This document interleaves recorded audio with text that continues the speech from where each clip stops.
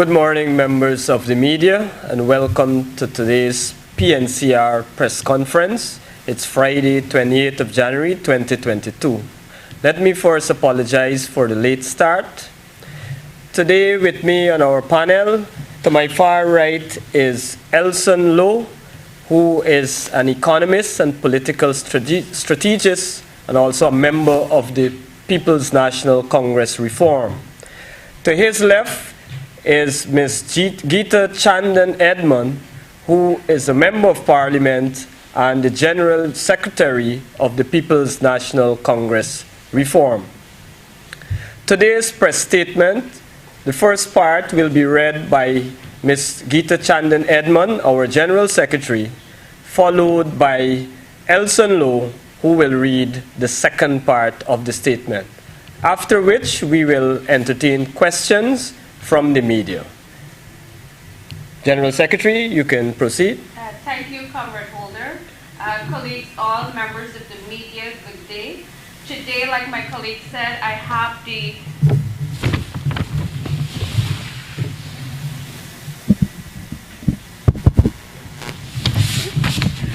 Go ahead, General Secretary. Thanks once again, Comrade Sherwin Holder. Colleagues, all members of the media, good day. Today I have the distinct pleasure of reading the PNCR press statement titled, "A Budget Without Hope for the Ordinary People." The PNCR will provide a preliminary reaction to the PPPC's 2022 budget. This budget fails to deliver to the poor and the vulnerable the resources they need to improve their lives and livelihood. This budget is unfit for purpose, that purpose being the transformation of the lives of ordinary people. This budget is short on delivering resources and services to the poor and struggling masses. The PPPC 2022 national budget, it fails to bridge the widening gulf between the legitimate expectations of average Guyanese and their daily lives. Those expectations are based on the vast and fast accruing oil wealth with which the country is blessed. But the use of this blessing to lift the living standards of ordinary people seems increasingly unlikely under a PPPC government steeped in mediocrity.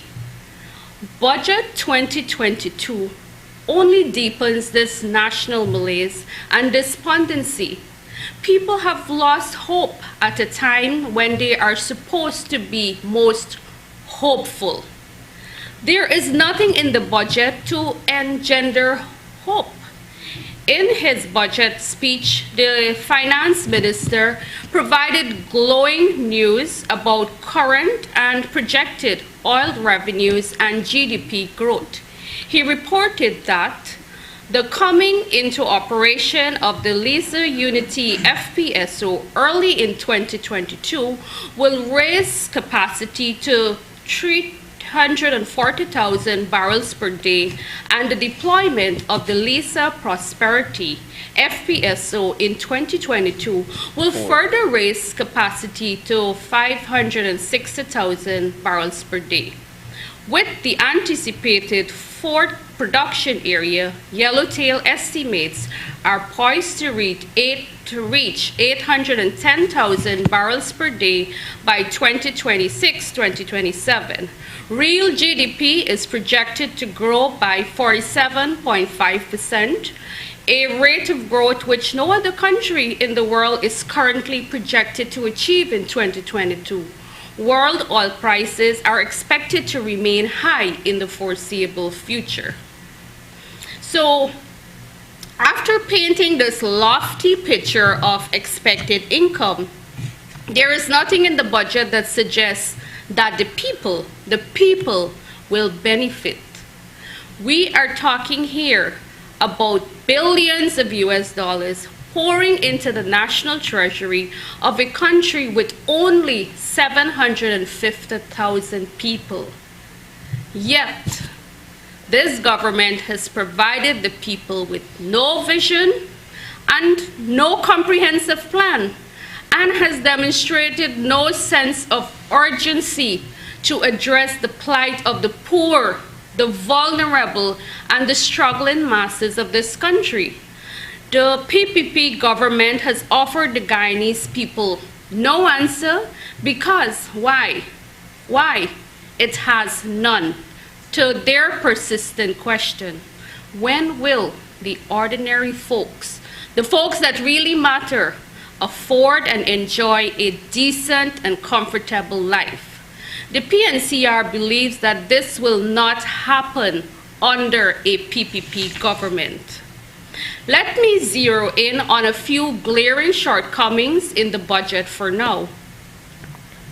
And the obvious question arises, how can it be that in the fastest growing economy in the world, the tax threshold has only increased from 65,000 to 75,000? How is that so?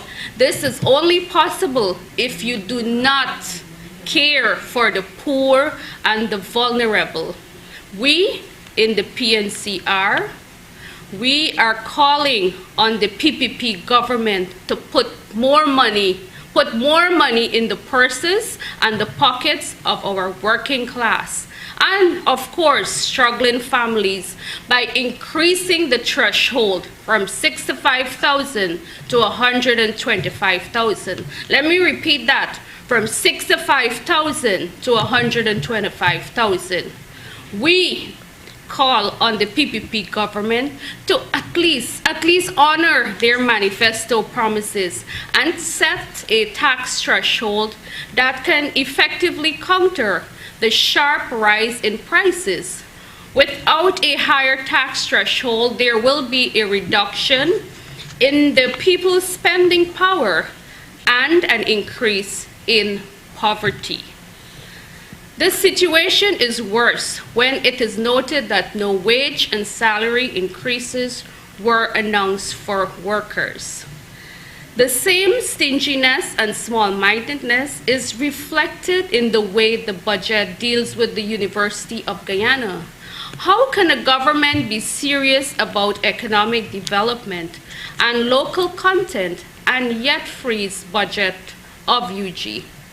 The government must also honor its promise to provide free education at the University of Guyana.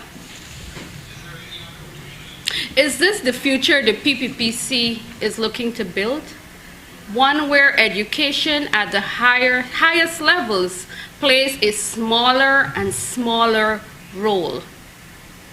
Apart from restoring free education, which the PPPC ended in 1994, we demand that University of Guyana students be given a stipend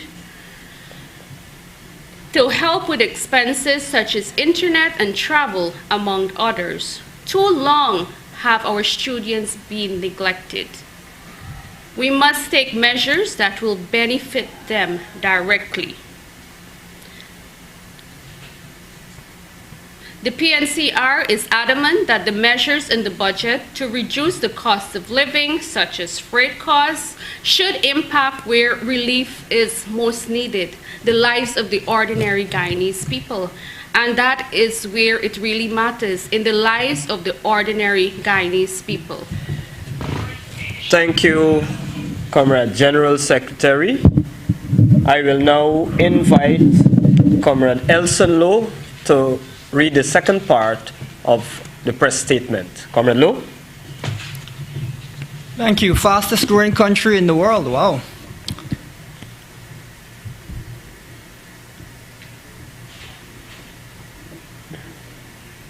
As regards the development of small to medium-sized businesses, whereas the PPPC in 2021 provided $329 million for such businesses, it now proposes less, $300 million. How could the first oil budget fail to give an increase in this important sector of the economy? Let us remind the nation that the PNCR had proposed up to $5 million per business to help them develop and fulfill several development goals. such as the economic empowerment of women and young people. Yes, the budget does promise very small increases and benefits here and there for some. Clearly, pensioners and poor families need to get more dollar bills into their hands this year. Our party believes the Guyanese have reached the peak of their impatience with these stingy morsels that are, in any case, eaten up by inflation and will not improve the lives of our people. What this budget also reveals is the deep and quite frankly disturbing mindset of the PPPC in seeking to keep the Guyanese people perpetually dependent on a puppet master. As such, the PPP continues to show scant respect for the dignity and the pride of Guyanese people.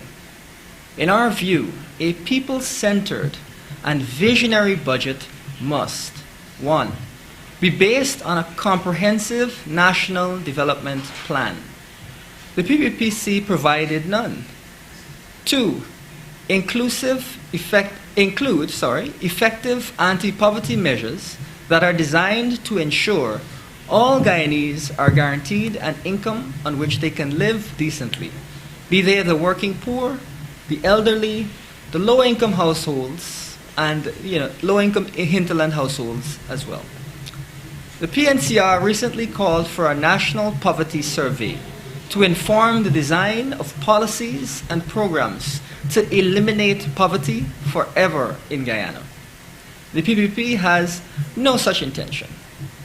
3, recognize that eliminating poverty and guaranteeing all Guyanese a livable income can run in tandem with infrastructure development, agriculture expansion, reducing energy costs, and other economic development efforts. The PPPC just doesn't get this. They only see infrastructural development as an avenue for corruption, nothing more. 4, set goals with timelines and deadlines in the same style as the UN Sustainable Development Goals. The PPPC has avoided telling us when. For example, it plans to eliminate poverty, provide full employment, and eliminate child hunger and malnutrition from our midst. PPP incompetence makes them incapable of delivering a better life to the people of Guyana. The PNCR, as part of the next coalition government, intends to provide good governance and a national development agenda that results in a better quality of life for all Guyanese. People's National Congress Reform, Congress Place, Sophia, Georgetown, Guyana. Thank you.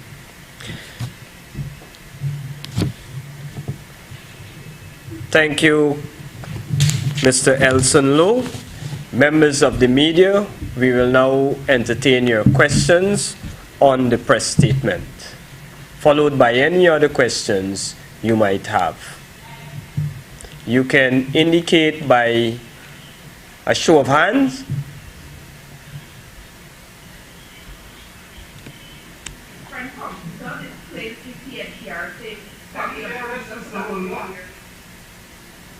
Can he see us or hear us? I don't think so. Exactly. All y'all from the special school.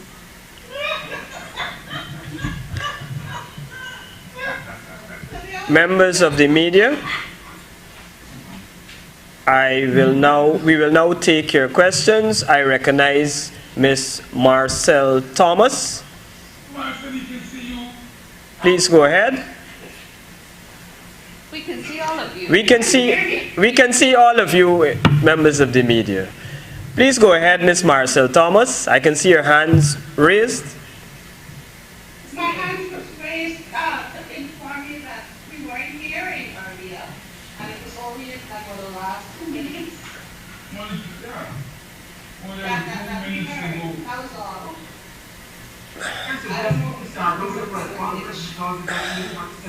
Okay. We will restart. Our apologies for that. We will restart the press conference. So we will start with the General Secretary, Ms. Geeta Chandan Edmond, who will read the first part of the statement, followed by Elson Lowe, economist and political strategist. He will be reading the second part of the statement. So go ahead, Madam General Secretary.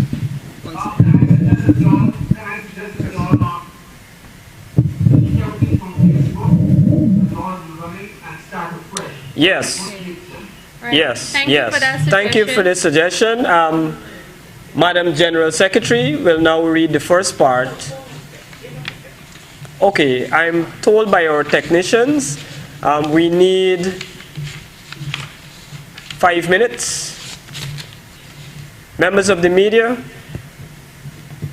we're asking for 5 minutes just to clear up our end here so that we can get it right. And he needs to adjust the camera, he needs to adjust it. Because instead of this broad shot, then I'm like, if he finished with him, he should see the camera on or rather on. Thank you. Thank you. We'll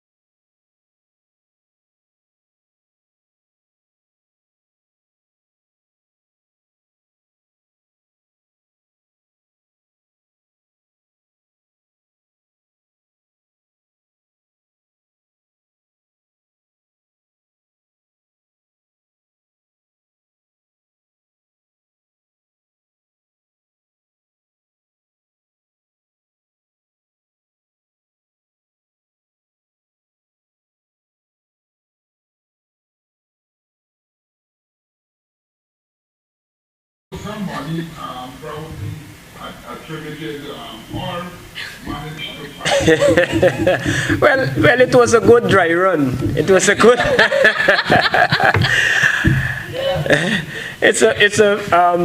We have new members on the panel, and it was a good dry run. So I think we will do. It will provide for a better engagement on the next run. You sit in here tense speaking to an empty room because We're sorting it out. Just bear with us. There's no mix up, there's weeks mixed up, is it? It sounds like weeks in trouble.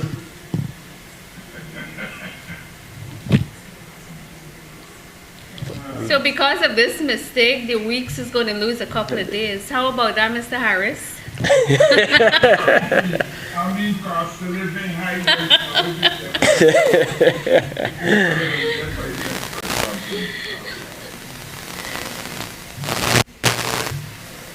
We can't put pressure on the man's pocket, more pressure than he already going through. That's right. You see, we called for 125,000 in the threshold. And where you get 75? Well, equivalent of $2,800. Take that in your chest.